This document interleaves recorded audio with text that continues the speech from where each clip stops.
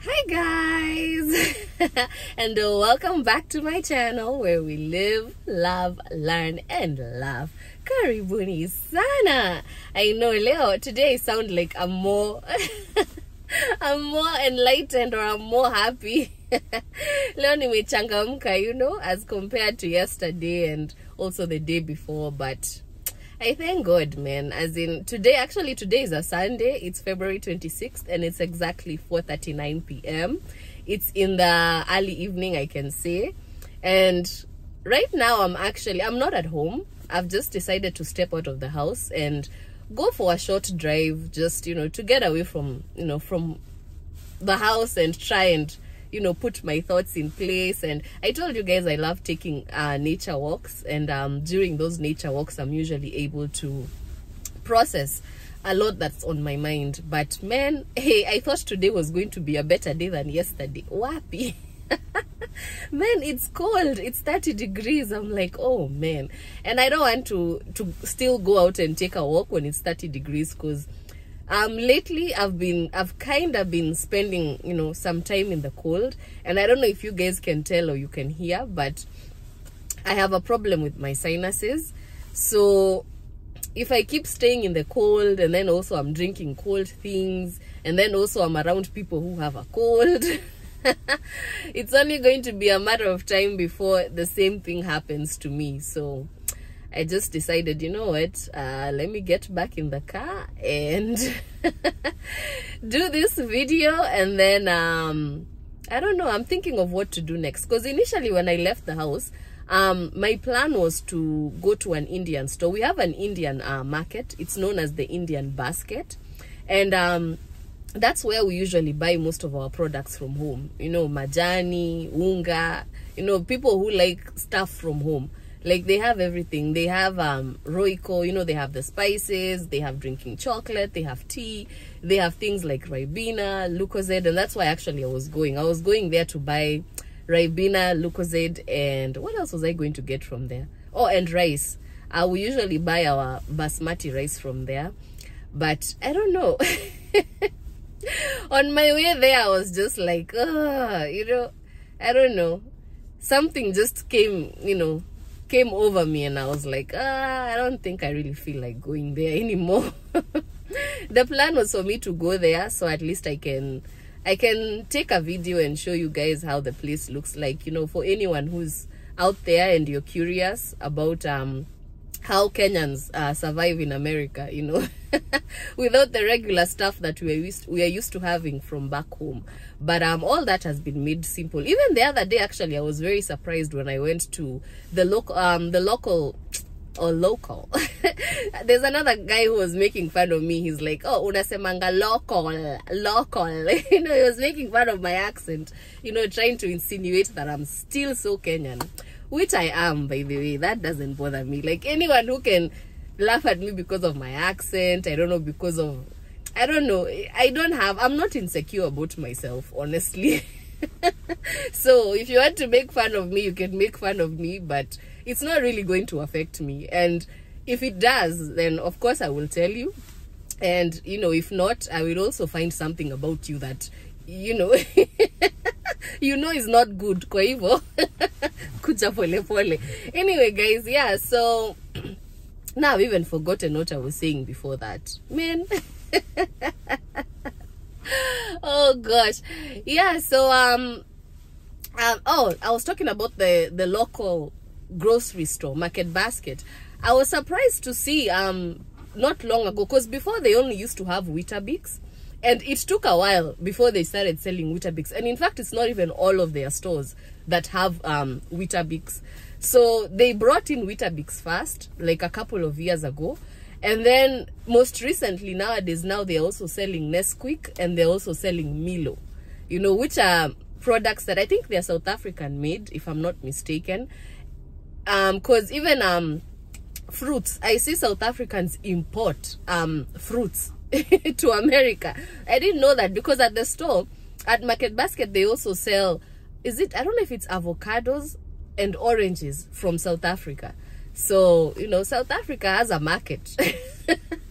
In America, as much as we sit here and complain and say, oh, sijui what, South Africa is no longer that important, you know, but they are, you know, in terms of importing their own goods, I mean exporting their own goods to other countries, they are doing something about that, you know, which is, it's pretty cool. So yeah, I just wanted to show you guys how the store looks like inside.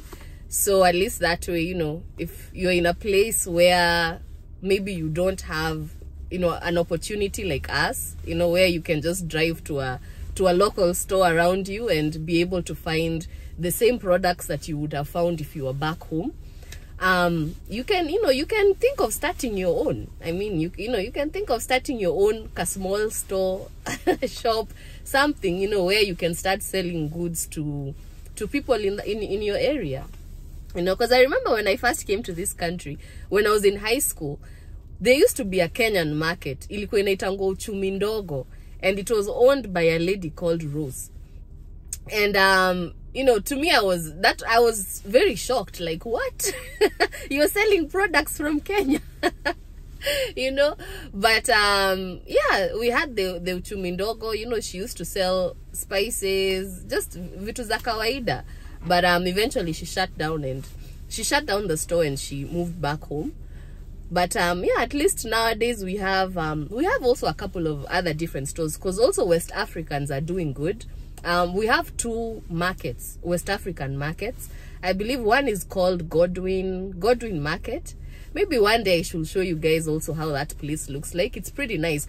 Also there they sell products from Kenya. Like you can find something like Cerelac. You know, the Cerelac that we use in Kenya, although I believe it's imported from the UK, they have it here at that store. And they also have dried fish, like as in wako na vitu mob. Maybe one day I'm going to try and go there and do a video and show you how the place looks like. We have the Godwin Market, and then we also have another store. It's known as Salima store. That's the most famous or most common African store here in Law. Back in the days, there used to be 2, Uchumi Ndogo and Salima store. And then of course Rose from Uchumi Ndogo closed the store and she moved back home. Then now Salima expanded. She went from, because the place where she was initially was like a small store. Now she moved to a bigger space, and yeah, she also sells African products, hair, as in when you go there you can find 1 or 2 things from Kenya. You know, you can find Royco there, as in Royco inakuwaga tu kila mahali. So yeah, that's what I wanted to show you guys, but I don't know, on my way there I don't know, sijui kama nike mood ama what is it, but I've just decided to change course. And yeah, so now I'm not going to go there today, but hopefully I'm going to be able to do this for you some other time, you know. What else did I want to show you guys? Oh yeah, and the other day, remember I told you guys I was working on a project for decriminalizing responsible drug. Oh my god, excuse me. Remember the other day I was telling you guys I was working on a project about decriminalization of responsible drug use, which is you know, just decriminalizing charges actually from a federal level, something such as marijuana, you know, and making it recreational, which in Massachusetts the state already passed that law. Massachusetts, marijuana is allowed. Recreational marijuana is allowed. You cannot be arrested or thrown into jail for either possessing or smoking the product. But you know, still on a federal level it's illegal. So in fact there was that time that I went to talk to one of the guys. I went to a dispensary, by the way. I'm going to show you guys you know, clips of the dispensary, how it looks like inside, although I wasn't able to take like a clear video because I went there, you know, during a kind of like a busy time where there was a lot of customers who were you know, coming in and out, and then there was a line, and you know, obviously the staff who work there were busy, you know, trying to attend to everyone and all. So I didn't get the chance to take a you know, a full video and show you how the whole place really looks like, but at least I took snippets of the types of marijuana that they sell, you know, the different strains that they have, and I'll show you guys after this. So one of the things one of the staff there told me was, because you have an option of either paying by credit card or paying by cash, but if you pay by credit card or by debit card, what they do is they have to round it up, and then you have to pay extra. You have to pay an extra $3 because the transaction is treated as an ATM transaction. It's not treated as a regular transaction. And the guy told me the reason for that is because marijuana is still illegal from the federal level. So the dispensaries are not supposed to be having any transactions from a federal level of selling marijuana, which I was like, man, you know, that kind of defeats the purpose of making, you know, recreational marijuana decriminalize, or rather decriminalizing the use of responsible marijuana for recreational purposes, because if it's not considered legal on a federal level, then why are we expected to continue paying tax for it on a state level to support the economy of the state, but federally you still have chances of being arrested or going to jail for you know, being in possession or consuming the product, you know? And so that's one of the things we were talking about. And you know, to me, I was just like, man, because I had to pay an extra, because I didn't have cash with me when I went inside. So you know, when he told me I have an option of cash, of course with cash it's easier, because when you give them cash, then that's it. But with credit cards or debit cards, you know, they have to do keep the records, but from a federal level they are not supposed to have marijuana transactions, which is crazy, because there's like 3 different types of taxes that you pay for for marijuana. I think, oh my god, I forgot the name of what they have termed one tax that you pay, but it's so ridiculous. I don't know if it's a tax for community something. I can't remember that word, but it was just one of those things where you're like, seriously? Like, is this tax necessary? Or you're just looking for loopholes, you know, to kill the black market? Because people have been smoking marijuana. I mean, even now that they legalized it in Massachusetts and decriminalized it from a state level, I mean, it didn't really change much, because people were already smoking marijuana, you know, which is why the government or the state of Massachusetts saw, instead of like arresting and throwing people in jail consistently for smoking marijuana when people are still gonna do it anyways, why don't we just make it legal, and then that way we can collect tax from them while still denying them the right to recreational marijuana from a federal level, you know? That way you're still in control. Oh my god, politics is a mess. Like the more I'm understanding politics, and the more I'm understanding how the calculations are done, or they are made to determine, you know, rulership of a particular nation or a particular country, I'm just like, man, you know, when I look at the justice system, you know, as in working with DCF, to be honest, has been a blessing and a curse to me at the same time. Actually, it came to me as a curse, because nobody wants to deal with the government when the government is coming to take away your child, you know. But it has taught me a lot of things, because it has also opened me up to the justice system, and how our justice system is just also crap, you know. We have so many black men. Actually 64% of the individuals who are incarcerated in America are blacks, and 34% of those who are incarcerated in death row, you know, being accused of committing murders, which, and some of them it's false accusations, you know, it's not even true, you know, ni vitu tu za kuekelewa. Those things exist even in America, and there are people who are serving time in death row waiting for their death for crimes which they did not commit. So as in, this has just opened me up to so much, which is why, again, just yesterday as I was listening to that song by Lois Kim, and I was, you know, thinking back from 10 years, where I was 10 years ago and where I am now, man, wow, this has been a curse. It came to me as a curse, but it has been both. It has been a curse and it has been a blessing, because it has opened me up to a lot of things, and it has also awakened me to my vision. You know, it has given me a reason, you know, a reason to exist, and it has given me a vision, you know, to actually live for.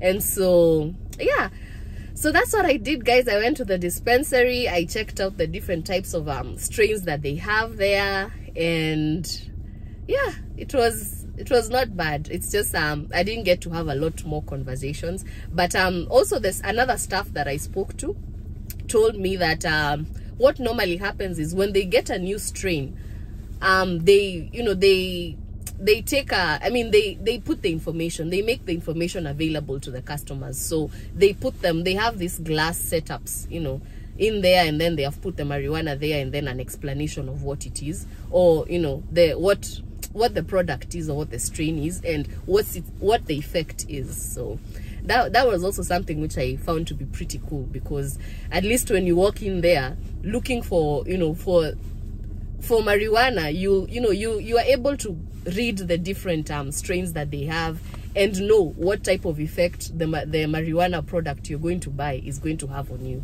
which is pretty cool. But yeah, so guys, leo sija bounce, leo ni mimi nimebounceisha.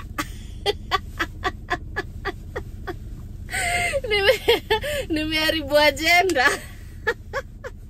Today I'm not the one who has gone there and found the place closed or not existing or non-existent. Today I'm just the one who has changed my mind halfway there. So yeah, I'm not going to be going to the Indian basket today, but hopefully in the near future, one of these days, I'll be able to share that with you guys. So I just wanted to come on live and give you guys an update. You know, just check on you, see how your day is going,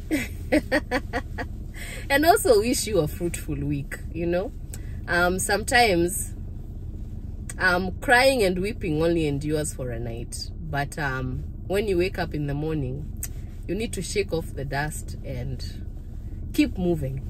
You know, keep moving despite the challenges, the trials, because it is through that you will gain your strength and your vision will become clearer. And that way, when you start moving, you'll start moving into the right direction with the right attitude and the right type of energy.